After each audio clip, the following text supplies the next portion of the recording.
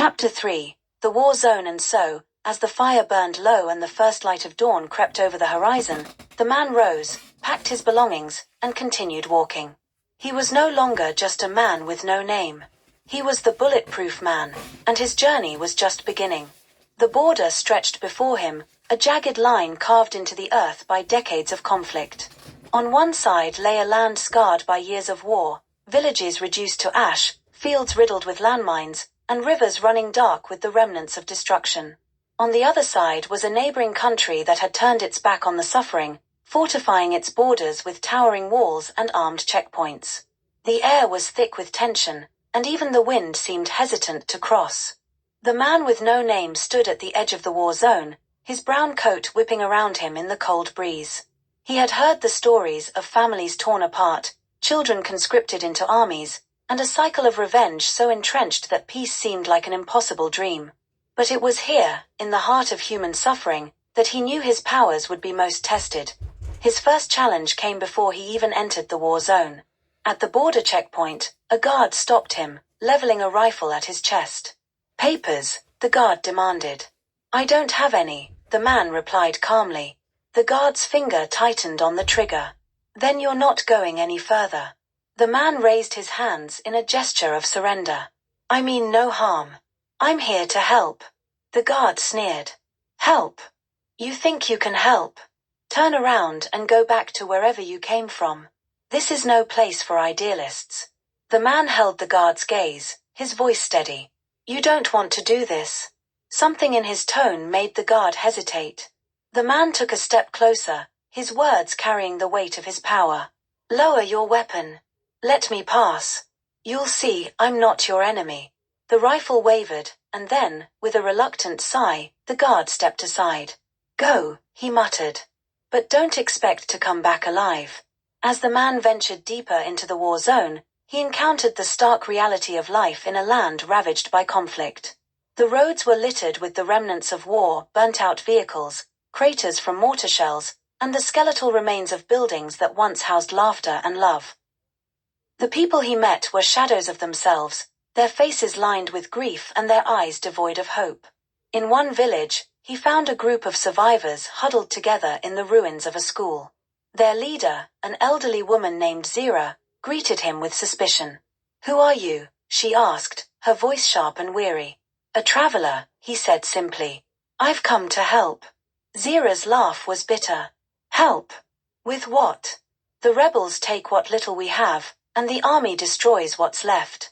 There's nothing here for you to fix, stranger." The man sat down beside her, his gaze steady. "There's always something to fix," he said.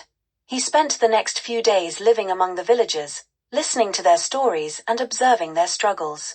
He learned of the constant raids by rebel forces, who demanded food and supplies in exchange for sparing the villagers' lives. He also learned of the government soldiers, who viewed the villagers as rebel sympathizers and treated them with equal brutality. It was a cycle of violence that left no room for peace. The first time the rebels came, the man was waiting. They arrived at dawn, a dozen men armed with rifles and machetes. Their leader, a wiry man with a cruel smile, barked orders as his men rounded up the villagers. "Bring out the food," he shouted. "And don't even think about hiding anything. We'll know." The villagers complied, their heads bowed in submission. But as the rebels began loading sacks of grain onto their truck, the man stepped forward. "Leave them alone," he said, his voice calm but firm. The rebel leader turned to him, his eyes narrowing. "And who the hell are you?" "I'm the one telling you to leave," the man replied. The rebels laughed, their leader shaking his head. "You've got guts, I'll give you that. But you've also got a death wish." The man didn't move. Instead, he focused on the rebels' weapons. One by one, the rifles and machetes began to disintegrate, dissolving into wisps of vapor. The laughter stopped, replaced by gasps of shock and fear. "What the hell is this?" the leader demanded, his voice trembling. The man stepped closer, his gaze unwavering. "You don't need to do this," he said. "You've seen what I can do. But I don't want to hurt you. Leave now, and never come back." The rebels hesitated, their fear evident. Finally, The leader spat on the ground and motioned for his men to retreat. "This isn't over," he said, his voice full of venom. "You've made an enemy today." The man watched them go, his heart heavy. He knew that driving them away was only a temporary solution. The real battle lay ahead. Over the next few weeks, the man worked to transform the village. Using his power of autosuggestion, he planted seeds of hope and resilience in the villagers' minds. He encouraged them to stand together, to rebuild their homes and fortify their defenses. But he also sought out the rebels, using his abilities to infiltrate their ranks and sow discord among them. He spoke to them individually, planting doubts about their cause and their leader. He painted a picture of a different life, a life without violence and fear.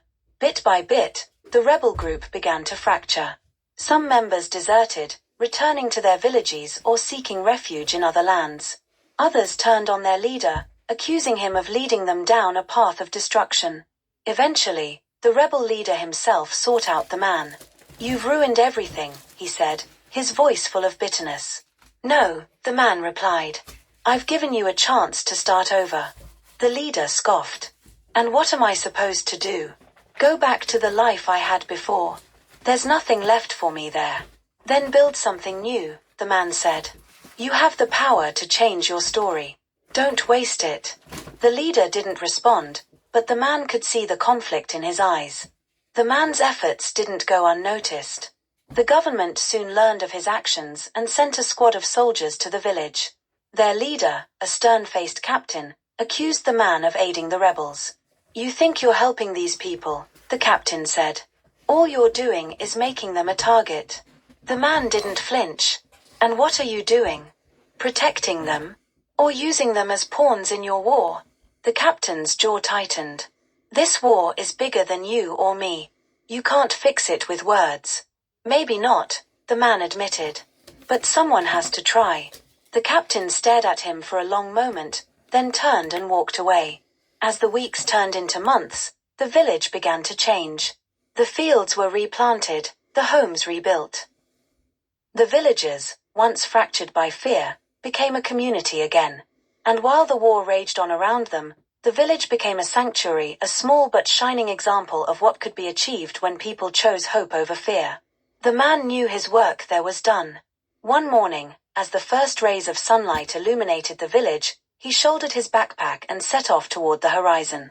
He didn't look back, but he carried the memory of the village with him, a reminder that even in the darkest places, light could still be found. Chapter